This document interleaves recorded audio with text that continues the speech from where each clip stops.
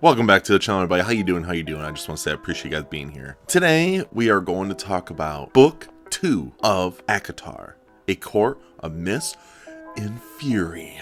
Let's get to the synopsis before I really tell you guys my opinion about this book. Feyre has undergone more trials than one human woman can carry in her heart. Though she's now been granted the powers and lifespan of the High Fae, she was haunted by her time under the mountain and the terrible deeds she performed to save the lives of Tamlin and his people. As her marriage to Tamlin approaches, Feyre's hollowness and nightmares consume her. She finds herself split into two different one who upholds her bargain with Rhysand, High Lord of the feared Night Court, and one who lives out her life in the Spring Court with Tamlin. While Feyre navigates a dark web of politics, passion, and dazzling power, a greater evil looms. She might just be the key to stopping it, but only if she can harness her harrowing gifts, heal her fractured soul, and decide how she wishes to shape her future and the future of a world in turmoil. I read this book. I still have the same complaints that I did with the first one, and the biggest one is, actually, let's talk about the pros first. I want to talk about some good things before I start talking about the bad things.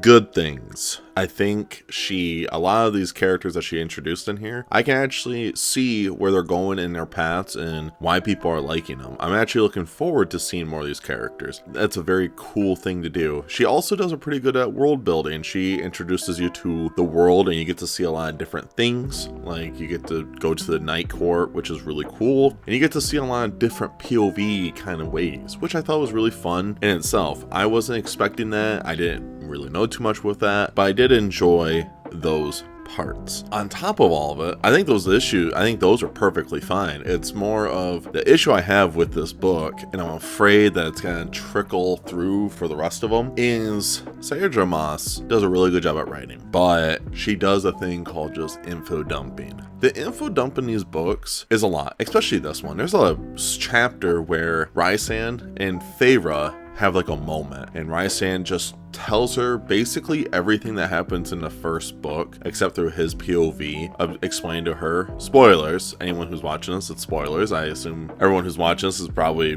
read the book, I'm assuming. So there's a part where Rhysand and Feyre are like mates, and Rhysand he just explains everything. And no joke, I'm pretty sure this is like a good solid 10 pages. It's just a lot. And I think I got why they did it, so you can like really understand Rhysand and relate to him a lot. But it's just like, wow, this was a lot. And then you have, when you're starting to meet the gang, each one of them just like lore dumps to you of their backstory. And to me, I'm like, usually it's gradually like the main character is hanging out with like Cassian, and then Cassian kind of lore, and then you meet Azriel, and Azriel dumps about his lore, and same thing with Mor. Like you're supposed to meet all these characters and gradually do it, but she's like, nah, screw it, we're all gonna hang out in one room, lore dump. And I didn't, man, it was just so tedious with that. I think that's the worst part about this whole book, is just the info dumping is rough. There was a couple times when I was about the 450 mark where I wanted to DNF the book because there was just so much of it where I felt like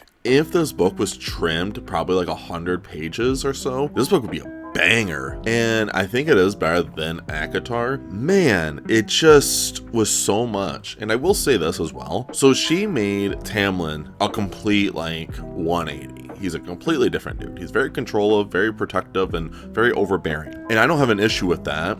My issue is I felt like it happened so fast. Like in ACOTAR, she kind of sprinkled it in where he is a little bit, but his whole character just swapped in this one, where he is all these things that you kind of thought he might be. And I was like, wow, why didn't she foreshadow this better in the first book? Now, unless she does like what some writers do, where you just write and when the idea comes to you, you just throw it on the page.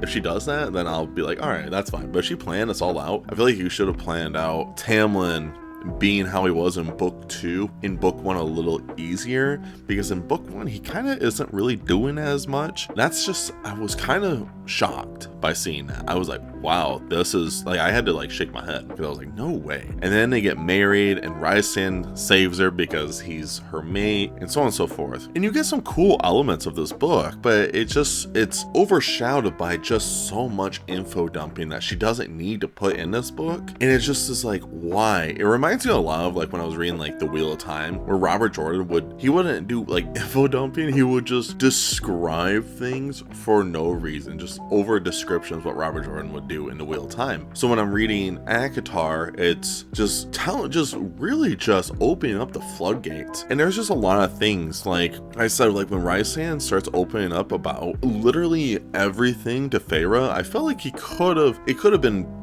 shorter, because a lot of the stuff was kind of like, oh yeah, that would make sense why he did all these things. I think it could have been shorter in probably like a paragraph or two, but I'm pretty sure it was like 10 paragraphs minimum of this dude just trauma dumping to Feyre. And one other thing I know I'm complaining a lot, but Feyre in this book, I get it. So she has trauma from Under the Mountain in book 1, and Sarah J. Maas loves to ingrain that in your skull, which is fine. I don't have an issue with that. It's fine to constantly remind you, but I feel like it's every single time you're in Feyre's POV, mind you, that's the whole book except for one chapter, she always brings it up. And I think she brings it up like at least 2 or 3 times in every single chapter. And I'm like, I know what happened. It's kind of like she's like reminding you what happens in the first book constantly, which is fine. I think when you write series, you should always reference things from the first book, second book, third book, or whatever, just so the reader can be like, oh yeah, I remember that. But this is just like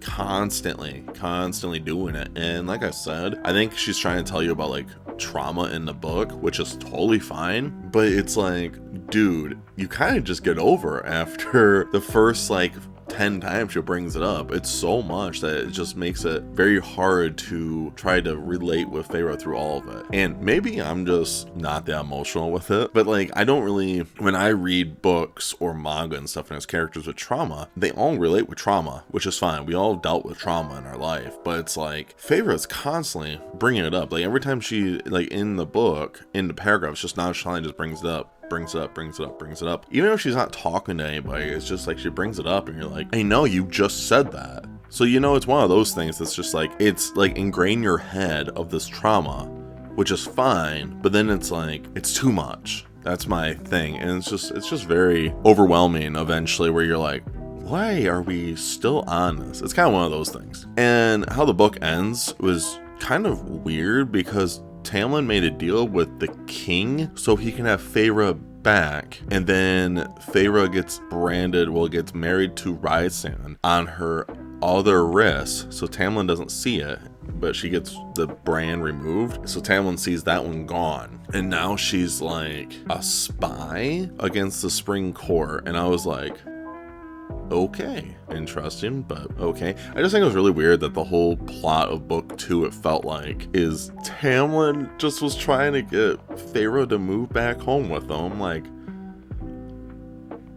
I just thought it was such a weird ending. Who am I to judge? Whatever. It just, like I said, I feel like if she plotted out Tamlin in the first book more of the type that's like gradually, kind of like how he is right off the rip of the second book, I actually think it would be fine. It'd make actually a lot more sense. But the moment you meet Tamlin, he doesn't seem like that. And then in book 2, he just does a 180. You're like, who is this man? This is not the guy who I've been reading. So it's one of those things for me that I'm like, I'm not a big fan of that. So if I had to give a rating for the sequel to ACOTAR, I think I would give it like a 3.5 out of 5. I gave the first book a 3 out of 5, so this one's a 3.5 out of 5. I think there's a lot of better things in this one, and I will be continuing the series. It's not like I hate it, it's just there's things that's like, why are we doing this? And I think it's just the info dump. I guarantee if she cut down the pages and this was like 500 pages, not over 600 pages, I actually think this book would be a banger. So that's just how I've been looking at it,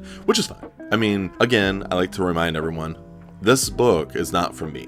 This is not the genre for me. I get it. But I like to read these things because then eventually I could be like, oh, well, I've read this and these are my opinions, more of my opinions on certain genres or characters or just whatever. It's more for me, and I like to read all these genres because I like to just understand what the hype is, what people like about this stuff. So I always go in with an open mind, and I still do, but it's just really hard when it's just so much info dumping. That's like the biggest thing. And that's what turned me away from like the Wheel of Time. Even it made me DNF the Stormlight Archive series because it's like, oh my gosh.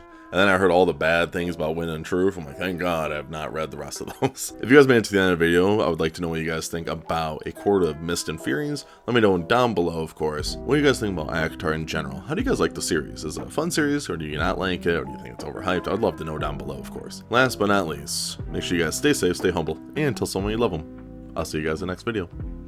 Stay weird.